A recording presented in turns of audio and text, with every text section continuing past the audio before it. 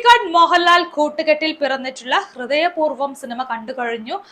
ഹൃദയപൂർവ്വം എന്റെ ഹൃദയം തൊട്ടതേ ഇല്ല എന്നുള്ളതാണ് സത്യാവസ്ഥ. സിനിമ എനിക്ക് ഒട്ടും വർക്കായിട്ടില്ല. ഇതിനകത്തുള്ള ലാലേട്ടന്റെ ക്യൂട്ട്നെസ് കാണാൻ കൊള്ളാം, പുള്ളിക്കാരന്റെ പെർഫോമൻസ് രസമുണ്ട്, നൈസായി ചെയ്തിട്ടുണ്ട് എന്ന് വെച്ചിട്ട് അതിന്റെ പേരിൽ ഈ സിനിമ മൊത്തം ഭയങ്കരമായ സംഭവം എന്നൊന്നും പറയാൻ ഞാൻ ഉദ്ദേശിക്കുന്നില്ല. വർക്ക് ആവാത്തത് കൊണ്ടാണ്. ചിലരൊക്കെ ആരാധന കൊണ്ട് ചിലപ്പോൾ പറയായിരിക്കും ഗംഭീര സിനിമ എന്നൊക്കെ, ഞാൻ പറയാൻ ഉദ്ദേശിക്കുന്നില്ല. അപ്പൊ ഇത് എന്തുകൊണ്ട് വർക്കായില്ല എന്ന് ചോദിച്ചാൽ പല കാരണങ്ങളുണ്ട്. സിനിമ എനിക്ക് ഒട്ടും ഹൃദ്യമായിട്ടില്ല. ആ കാരണങ്ങൾ ഞാനൊന്ന് വിശദീകരിക്കാം. ഒന്നാമത്തെ പ്രശ്നമായിട്ട് വന്നിട്ടുള്ളത് ഇതൊരു ടിപ്പിക്കൽ സത്യനന്ദിക്കാട് സിനിമയാണെന്നുള്ളത് തന്നെയാണ്. അപ്പൊ എന്താണ് സത്യനന്ദിക്കാട് സിനിമ എന്ന് ചോദിച്ചാൽ നമുക്കറിയാം, കുടുംബം ഉണ്ടായിരിക്കും, കുടുംബ ബന്ധങ്ങളുടെ വൈകാരിക മുഹൂർത്തങ്ങൾ ഉണ്ടായിരിക്കും, ലളിതമായിട്ടുള്ള തമാശകൾ ഉണ്ടായിരിക്കും, അതുപോലെ തന്നെ ഭയങ്കര സ്നേഹം, നന്മ, സാധാരണക്കാരായ കുറെ കഥാപാത്രങ്ങള്, സാമൂഹിക സന്ദേശം തുടങ്ങിയിട്ട് കുറേ സംഭവങ്ങൾ ഉണ്ടായിരിക്കും. എല്ലാ സിനിമകളിലും ഉണ്ടാവുന്ന കാര്യമാണ്. പക്ഷെ പൊതുവെ സത്യനന്ദിക്കാടിന്റെ ഇത്തരം സംഭവങ്ങളൊക്കെ കണ്ടിരിക്കാൻ രസമാണ്. അതേ സംഭവങ്ങളൊക്കെ ഇതിനകത്തും വരുന്നുണ്ട്. പക്ഷെ ഇത് കണ്ടിരിക്കാൻ രസം തോന്നുന്നില്ല എന്ന് പറയുന്നിടത്താണ് പ്രശ്നം വരുന്നത്. ഈ കഥ ഉണ്ടാക്കാൻ വേണ്ടി ഉണ്ടാക്കുമല്ലോ, ഏറ്റുകെട്ടി ഉണ്ടാക്കുന്ന ഒരു അവസ്ഥയിൽ എനിക്ക് അങ്ങനെയാണ് ഇത് കണ്ടപ്പോൾ ഫീൽ ചെയ്തത്. അതായത് പറഞ്ഞ് അവസാനിപ്പിക്കാൻ, എളുപ്പത്തിൽ അവസാനിപ്പിക്കാൻ പറ്റുന്ന ഒരു കാര്യത്തെ വെറുതെ വലിച്ചു നീട്ടി കൊണ്ടുപോയിട്ട് ഒരു കാര്യവും ഇല്ലാത്ത കുറെ സാമൂഹിക നന്മ പറയുന്ന ഒരു സിനിമ. പക്ഷെ ഇതിനകത്ത് കുറച്ചും കൂടി വ്യത്യാസമുള്ള കാര്യം എന്താന്ന് വെച്ചാൽ, സാധാരണ ഇദ്ദേഹത്തിന്റെ സിനിമകളിൽ നായിക വരും, നായകനെ മാറ്റിയെടുക്കും, അല്ലെങ്കിൽ നായകൻ വന്ന് നായികനെ മാറ്റിയെടുക്കും, അതാണല്ലോ സംഭവിക്കുക. പക്ഷെ ഇതിനകത്ത് എല്ലാ കഥാപാത്രങ്ങളും അങ്ങോട്ടും ഇങ്ങോട്ടൊക്കെ മാറ്റിയെടുക്കുന്നുണ്ട്. അത് കുറച്ച് വ്യത്യാസമായിട്ട് തോന്നി. പക്ഷേ അതും ഈ പറയുന്ന പോലെ ഇത്രയും സമയം കണ്ടിരിക്കുക, സഹിക്കുക എന്ന് പറയുന്നത് ഒരു വലിയ ടാസ്ക് ആണ്. എനിക്ക് അതുകൊണ്ടാണ് ബുദ്ധിമുട്ടായിട്ട് ഫീൽ ചെയ്തത്. ഒരു കഥയും ഇല്ലാത്ത കഥ വലിച്ചു നീട്ടി കൊണ്ടുപോയ പോലെ ഫീൽ ചെയ്തു. അതൊരു പ്രധാന പ്രശ്നമായിട്ട് വരുന്നുണ്ട്. പിന്നെ ഇതിനകത്ത് പറയുന്ന ഒരു വിഷയം എന്ന് പറയുന്നത്, സിനിമ കണ്ടവർക്കറിയാം, ഈ ഒരു പേര് സൂചിപ്പിക്കുന്ന പോലെ തന്നെ ഈ ഹേർട്ട് ട്രാൻസ്പ്ലാന്റ് എന്ന് പറയുന്ന സംഭവം അതുമായിട്ട് ബന്ധപ്പെട്ട സിനിമയാണ്. ഒരു പട്ടാളക്കാരന്റെ ഹൃദയം എടുത്ത് ഒരു സാധാരണക്കാരനായിട്ടുള്ള ഒരു വ്യക്തിക്ക് വെക്കുന്നു. ആ പട്ടാളക്കാരന്റെ മകളായിട്ടുള്ള ഒരു പെൺകുട്ടി ആ ഒരു ഹൃദയം വെച്ച വ്യക്തിയെ അച്ഛനോടുള്ള ആ ഒരു അഫെക്ഷന്റെ ഭാഗമായിട്ട് സമീപിക്കുന്നു. അവിടെ നിന്ന് അങ്ങോട്ട് പോകുന്ന കഥയാണിത്. അപ്പൊ ഈ ഹേർട്ട് ട്രാൻസ്പ്ലാന്റ് എന്ന് പറയുന്ന സംഭവമായിട്ട് ബന്ധപ്പെട്ട് ഓൾറെഡി ഇവിടെ കുറേ സിനിമകൾ വന്നിട്ടുണ്ട്. സോ ഈ ഒരു സബ്ജക്ട് പോലും ഒട്ടും ഫ്രഷ് ആയിട്ട് എനിക്ക് ഫീൽ ചെയ്തിട്ടില്ല. ഇപ്പൊ നമ്മുടെ പണ്ട് കമൽ സംവിധാനം ചെയ്ത ആയുഷ്കാലം സിനിമ എടുക്കുകയാണെങ്കിൽ പോലും അതിനകത്തും ഈ ഹൃദയം മാറ്റിവെക്കുക എന്ന് പറയുന്ന കോൺസെപ്റ്റുമായിട്ടാണ് കഥ മുൻപോട്ട് പോകുന്നത്. ആ കഥയും ഈ കഥയും തമ്മിൽ ഒരു ബന്ധമില്ലെങ്കിലും അന്ധകാലത്ത് കമൽ പോലും അത്രയും മനോഹരമായിട്ട് ആ ഒരു വിഷയത്തെ അത്രയും മനോഹരമായിട്ട് എടുത്തു വെച്ചു. ഇന്നും കണ്ടിരിക്കാൻ പറ്റുന്ന രീതിക്കുള്ള ഒരു സിനിമയാക്കി മാറ്റി വെച്ചു. ഇപ്പോഴും കണ്ടിരിക്കാൻ രസമാണ്. കഴിഞ്ഞ മാസം പോലും ഞാൻ ആ സിനിമ കണ്ടിരുന്നു. അപ്പൊ അത്രയും മനോഹരമായിട്ട് ചെയ്തു വെച്ചിട്ടുണ്ട്. ട്രാഫിക് സിനിമയുണ്ട്. അപ്പൊ അതുപോലെ തന്നെയാണ് എവിടെയും ഹൃദയം മാറ്റിവെക്കുക എന്ന് പറയുന്നതുമായിട്ട് ബന്ധപ്പെട്ട ഒരു വിഷയം ഉണ്ടാക്കി കൊണ്ടുവരികയാണ് കഥയ്ക്ക് വേണ്ടിയിട്ട്. പക്ഷെ ആ സിനിമകൾ കണ്ടിരിക്കുന്ന അത്ര മനോഹരമായിട്ട് എനിക്കിത് ഫീൽ ചെയ്യുന്നില്ല.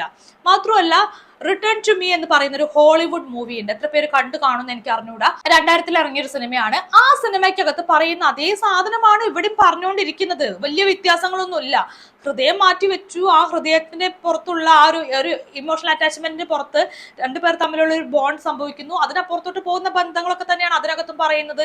അത് തന്നെയാണ് ഇവിടെയും പറയുന്നത്. സോ വലിയ വ്യത്യാസങ്ങളൊന്നും ഫീൽ ചെയ്യുന്നില്ല. ഇതിനേക്കാൾ മനോഹരമായിട്ടാണ് റിട്ടേൺ ടു മീ സിനിമ എടുത്തു വെച്ചെന്നുള്ളതാണ് എൻ്റെ ഒരു അഭിപ്രായം. അപ്പൊ ആ കഥാ സംഭവങ്ങളിലും എനിക്ക് പുതുമ ഫീൽ ചെയ്യുന്നില്ല. അതുപോലെ തന്നെ ഇതിനകത്ത് വലിയൊരു പ്രശ്നമായിട്ട് എനിക്ക് തോന്നിയൊരു കാര്യമാണ് സംഗീത് പ്രതാപ് മോഹൻലാൽ ആ ഒരു കോംബോ. സത്യം പറയാലോ, എനിക്കത് ഒട്ടും വർക്കാവാത്ത ഒരു കോംബോ ആയിട്ട് ഫീൽ ചെയ്തു. ഓക്കെ, നമ്മൾ കണ്ടിരിക്കും, കാണാൻ കുഴപ്പമില്ല. പക്ഷെ ഒരു കെമിസ്ട്രി എന്ന് പറയുന്ന സംഭവമുണ്ട്. ഇത് ഈ പറയുന്ന കഥാപാത്രങ്ങൾക്കിടയിൽ എനിക്ക് ഫീൽ ചെയ്യുന്നില്ല. അപ്പൊ ഇതേ സത്യനന്ദിക്കാട് ഉണ്ടാക്കിയ കഥാപാത്രമാണല്ലോ ദാസനും വിജയനും ഒക്കെ. അപ്പൊ ആ ഒരു കഥാപാത്രങ്ങളുടെ കെമിസ്ട്രി കൊണ്ടാണല്ലോ ഇന്നും അതൊരു എവർഗ്രീൻ കോംബോ ആയിട്ട് നിൽക്കുന്നത്. അതേ ഒരു ഹിറ്റ് കോംബോ ഉണ്ടാക്കിയ ഡയറക്ടർ വീണ്ടും ഒരു കോംബോ കൊണ്ടുവരുന്ന സമയത്ത് ഈ കെമിസ്ട്രി എനിക്ക് വർക്കാവുന്നില്ല. ഇത് ഓക്കെ ആയിരിക്കും പലർക്കും, പക്ഷെ എനിക്കിതൊരു ഒരു കല്ലുകടി പോലെ ഫീൽ ചെയ്തിട്ടുള്ളത്. പ്രത്യേകിച്ചും ഈ പറയുന്ന സംഗീത് പ്രതാപ് നസ്ലിന്റെ കൂടെ ഒക്കെ വരുന്ന സമയത്ത് ആ ഒരു കെമിസ്ട്രി കറക്റ്റ് ആയിട്ട് കിട്ടുന്നുണ്ട്. ആ കോംബോ ഒരു അടിപൊളി കോംബോ ആണ്, അവിടെ ഓക്കെയാണ്. പക്ഷെ ഇവിടെ ലാലേട്ടന്റെ അടുത്തേക്ക് വരുമ്പോഴേക്കും ഒരു ഗ്യാപ്പ് അവിടെ എനിക്ക് പേഴ്സണലി ഫീൽ ചെയ്യുന്നുണ്ട്. സോ എനിക്ക് കോംബോ ഒട്ടും വർക്കായിട്ടില്ല. അങ്ങനെ സിനിമ മൊത്തത്തിൽ നോക്കുമ്പോൾ പോലും ഇതിനകത്ത് പ്രത്യേകിച്ച് ഒരു കാര്യവും ഇല്ലാത്ത പോലെയാണ് എനിക്ക് ഫീൽ ചെയ്തത്. കഥ കാര്യമായിട്ടില്ല, കുറേ നേരം വലിച്ചു നീട്ടി കഥ കൊണ്ടുപോകുന്നു. പിന്നെ ഇതിനകത്ത് സംഗീത എന്ന് പറയുന്ന പഴയ ആർട്ടിസ്റ്റ്, ചിന്താവിഷ്ടിയായ ശ്യാമളയിലെ നായികയായിട്ടുള്ള സംഗീത ഒരു ക്യാരക്ടർ ചെയ്തു. കുറച്ചും കൂടി ഇൻഡെപ്ത് ആയിട്ട് ആയിട്ട് സമീപിക്കേണ്ട ക്യാരക്ടർ ആയിരുന്നു എന്ന് എനിക്ക് ഇതിനകത്ത് ഫീൽ ചെയ്തു. കാരണം സിനിമയുടെ ക്ലൈമാക്സ് ആകുന്ന സമയമാകുമ്പോഴേക്കും ഈ സംഗീതയ്ക്കും സംഗീതയുടെ മകൾക്കും ഒക്കെ തുല്യ പ്രാധാന്യമാണ് വരുന്നത്. പക്ഷെ സംഗീത എന്ന് പറയുന്ന ഒരു ക്യാരക്ടറിന്റെ ഇമോഷണൽ സൈഡ് എവിടെയൊക്കെയോ ഇവര് മാറ്റി വെച്ചു, കൃത്യമായിട്ട് പറഞ്ഞില്ല എന്നുള്ളൊരു ഫീൽ എനിക്ക് തോന്നിയിട്ടുണ്ടായിരുന്നു. സോ ഇതിങ്ങനെ എങ്ങനെ നോക്കുമ്പോഴും പ്രത്യേകിച്ച് കഥയില്ലാത്ത കാര്യമില്ലാത്ത വലിച്ചു നീട്ടിക്കൊണ്ടുപോയ കഥ മാത്രമായിട്ടാണ് എനിക്ക് ഫീൽ ചെയ്തിട്ടുള്ളത്. അതുകൊണ്ട് തന്നെ ഈ സിനിമ എനിക്ക് വർക്കായിട്ടില്ല, അത്രയേ ഉള്ളൂ കാര്യങ്ങൾ. പക്ഷെ ഇതിൽ എടുത്തു പറയേണ്ട കാര്യമാണ് മാളവിക എന്ന് പറയുന്ന പെൺകുട്ടി. പുള്ളിക്കാരിയാണ് നായികയായിട്ടുള്ള ഹരിത എന്ന് പറയുന്ന ക്യാരക്ടർ ചെയ്തിട്ടുള്ളത്. പുള്ളിക്കാരിയുടെ പെർഫോമൻസ് എനിക്ക് പേഴ്സണലി നല്ല പോലെ ഇഷ്ടമായിട്ടുണ്ട്.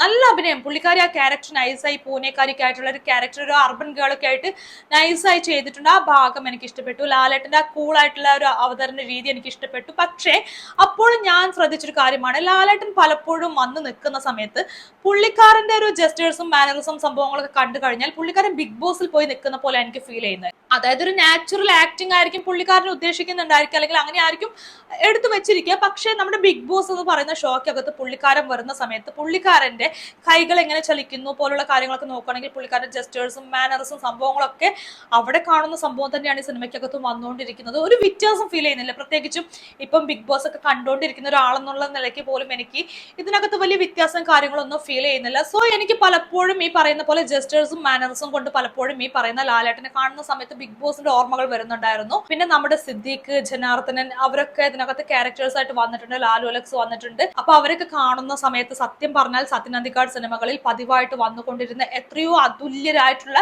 പ്രതിഭകൾ ഇല്ലാണ്ടായി കഴിഞ്ഞു എന്നുള്ളൊരു ഓർമ്മ വരുന്നുണ്ട്. KPS ലളിതയില്ല, നെടുമുടി വേണുവില്ല, ഇന്നസെന്റ് ഇല്ല, ഇവരാരുമില്ല. സത്യം പറഞ്ഞാൽ സത്യനന്ദിക്കാട് സിനിമകളെ ഏറ്റവും മനോഹരമായിട്ട് കൊണ്ടുപോയിട്ടുള്ള ഒരുവിധം ആർട്ടിസ്റ്റുകളൊക്കെ ഇല്ലാണ്ടായി കഴിഞ്ഞു എന്നുള്ളൊരു ഓർമ്മപ്പെടുത്തൽ സംഭവങ്ങളൊക്കെ വരുന്നുണ്ട്. പിന്നെ അതിനകത്ത് ആന്റണി പെരുമ്പാവൂരൊക്കെ വരുന്ന സമയത്ത് എന്തിനോ വേണ്ടി ഉണ്ടാക്കി വെച്ച ക്യാരക്ടർ, അവർക്ക് വേണ്ടി ഉണ്ടാക്കി വെച്ച ക്യാരക്ടർ എന്നുള്ള ഫീലൊക്കെ വേറെ വന്നിട്ടുണ്ട്. അപ്പൊ അതൊക്കെ സൈഡിൽ കുറെ പ്രശ്നങ്ങൾ അപ്പുറത്ത് വരുന്നുണ്ട്.